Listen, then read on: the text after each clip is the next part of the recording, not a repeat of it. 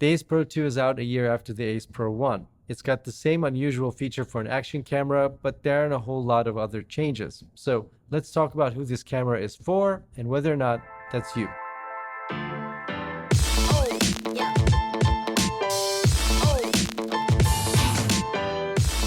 Hi everybody, foXnoMad here, and today I want to help you travel smarter with my review of the Insta360 Ace Pro 2. It was released a year after the Ace Pro, which might mean Insta360 is expecting to have a yearly refresh cycle for the Ace Pro line.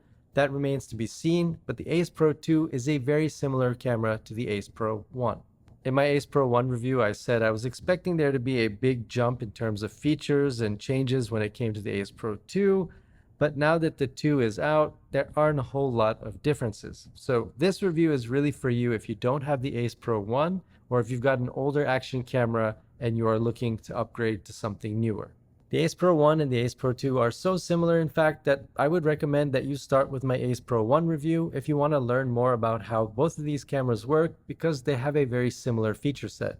The Ace Pro 2 has the same magnetic mounting system that's quick and easy to use, nearly the same physical size and weight, and the flip-up screen that makes this action camera unique. For the quote-unquote major differences, the Insta360 Ace Pro 2 now shoots in 8K 30 frames per second and 4K 60 FPS, useful if you want to shoot slow motion or have the option to switch to use slowed down footage when you're editing.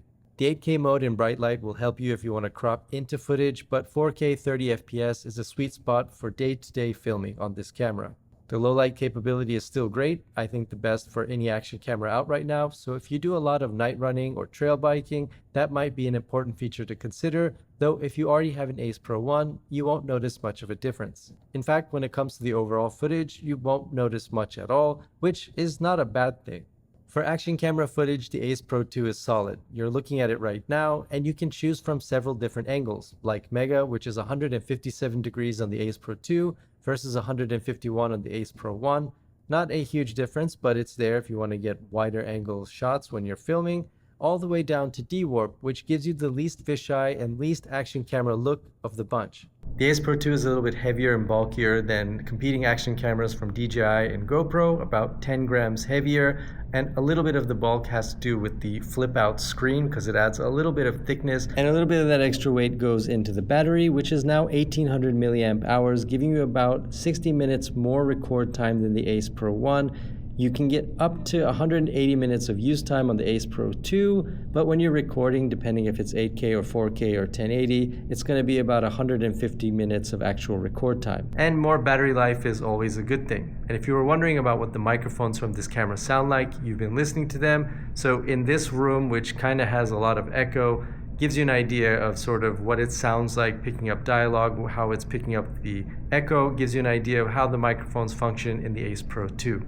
Like a lot of action cameras outdoors though, the Ace Pro 2 has a tendency to pick up a lot of background noise, so if you're planning on using the Ace Pro 2 as a vlogging camera or recording a lot of dialogue outdoors especially, you might want to pick up the mic adapter and use an external microphone. And if there is a best vlogging action camera, it's definitely the Insta360 Ace Pro 1 and 2 because of this flip-up screen, which is really distracting and hard not to look at. I should remember to look at the lens, but this flip-up screen just is so incredibly useful, and especially if you're vlogging, it makes it so much easier to frame yourself, and this time on the Ace Pro 2, the screen is just a little bit bigger. Having a flip-up screen versus the small square on something like a GoPro makes it much easier to not only frame yourself, but also angle the screen when you're shooting from a bike or some other weird angle where you can't get around to the back of the camera to see how the shot is framed. Action cameras are built for being placed in corners, on mounts, and other places where it might be hard to get around to the back to see the footage, and the flip-out screen makes dealing with those situations much easier.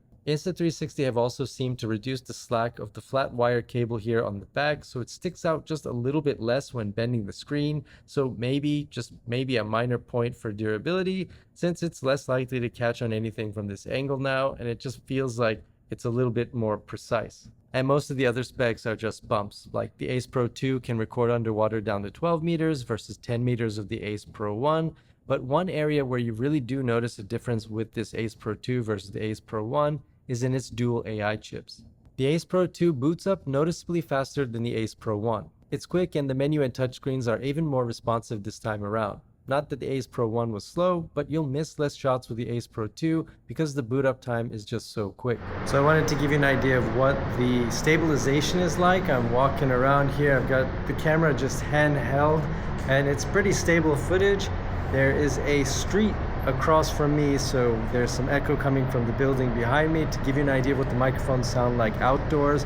And this is the Mega View, so let me show you a couple of the different view options that you have with the Insta360 Ace Pro 2. Alright, so this is the Ultra, which is cropped in just a little bit more, a little less fisheye. And this is the D-Warp, which has less distortion. You can see the lines there from the building there, from those bricks. They're straighter, they're not as fisheye, so this is another option you can use. Insta360 recommends you use this version for vlogging because it's wide enough to hold the camera just basically at arm's length and be able to get yourself in view as well as some of the backdrop. And then there's linear, which has even less distortion. You can see the lines there just a little bit straighter on the edges of the frame. So if this is more of the look you're looking for when vlogging, you can go into linear mode or all the way back up to Mega. It also takes 50 megapixel pictures, has a replaceable lens, and comes with an extra battery and windscreen that does a little bit better with wind noise. In the end, for 99.9% of you, if you have the Ace Pro 1, the Ace Pro 2 isn't something you're going to feel like you need to upgrade to. If you have an older action camera though, and you were looking to upgrade to something that can give you better footage, that's durable, and if the flip screen is as enticing to you as it is to me, then really the Insta360 Ace Pro 1 or 2 are going to be the action cameras to look at. Both the DJI and GoPro competitors along the same lines as the Ace Pro 2 have their advantages and disadvantages, but to me, the main selling point of the Insta360 is really this flip out screen. If that's something that you don't really care about, then you might want to take a look at something from GoPro or DJI and see how they stack up directly to this camera.